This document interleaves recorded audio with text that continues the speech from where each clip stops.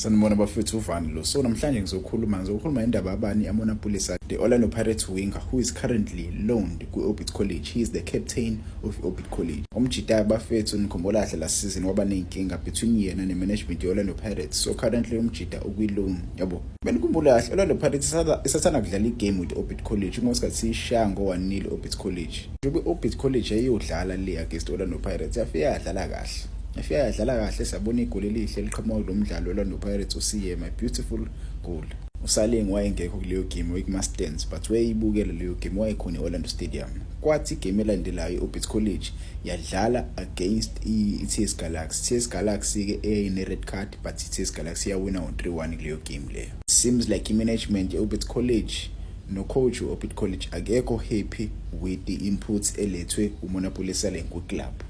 Angazi kwenzakalani ngomdlali, maybe moral yomdlali umjida ayikho right. Ever since efikile uMonopoly Selling ku-Orbit College ayikho into ayilithayo, yabo ngokusho kwakho coach. Ekhuluma nje izolo kwi-radio station. Angazi ucoach onjani ngempela lo ukhuluma abadlali bakhe kanje, yabo. Andile Ncube yambuza, andile Ncube unawo kule ukubuza abadlali, ukubuza nje, yabo. Ubuza nje imibuzo engasilo. Yabo umbuza nje imibuzo la umfanga phansi kwebhasi lo coach lo. Angazi noma udinga immediate training or what, but uyasho ukuthi uMonopoly Selling since ukufika kwakhe uMonopoly Selling ayikho into ethini ayinikezile i-team. Ayikho nje into ethini ayinikezile i-team, and leyo nto leyo ibenza bangadlali kahle because i-team bazama ukuyakha around uMonopoly Selling because he's a big star.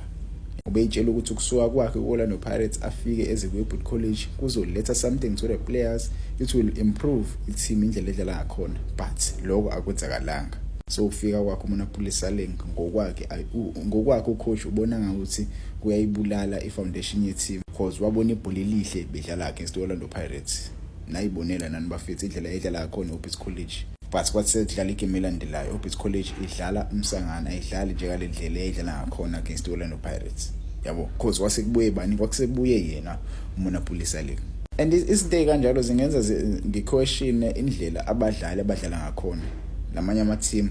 Why do they perform when they are playing against Orlando Pirates? Because akwazi ukuputha iblame kuMonopoly Selling yedwa. As a coach you cannot say izinto kanje publicly ku-radio station uzofaka umdlalo wakho okudlalelayo ngaphansi kwebhasi kanje.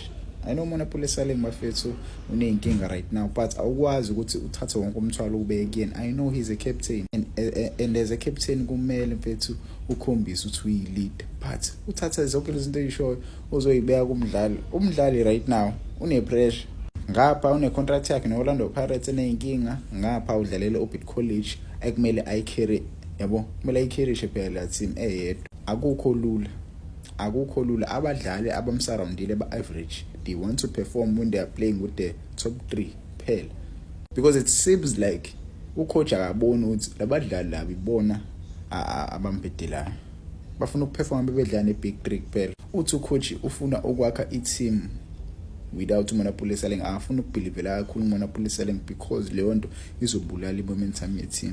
Ufuna ukwazi ukuthi i-team ayidlalisa kanjani uMonopoly Selling ngeke because wabona igame yakhe with the-Orlando Pirates bedlala kahle, yabo. Ngokwakhe ufuna ungarely kakhulu kuMonopoly Selling.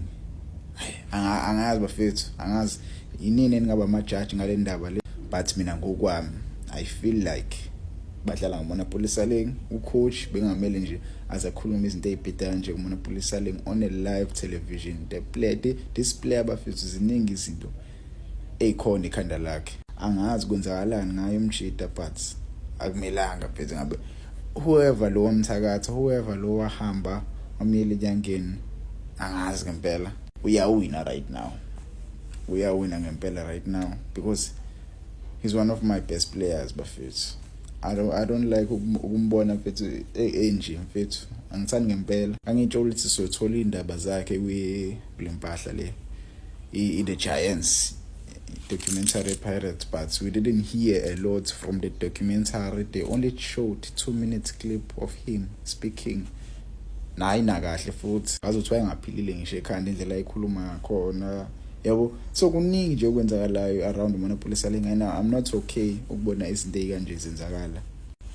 Feels like someone is sabotaging the player behind the scenes. It feels like someone is trying to sabotage the player. But bafethu ngezwe ngani kuma-comments. Ngezwe ngani kuma-comments ngangitshela ukuthi niyanizwa kanjani ngale ndaba. But nje naye mfethu kumele azehlise mfethu. Azehlise ayithobe. Buyele mfethu kwezimnyama by January mfethu samdinga umjida. Because it seems like Open College ayikho happy.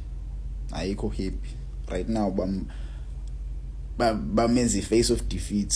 Njobe edliwa kanje ucoach ufuna ukwenza yini i-face of defeat uthi njoba sidliwa nayi reason. Nayi reason uthi Orlando Pirates idliwe. And angiyithandi lonto. It is unfair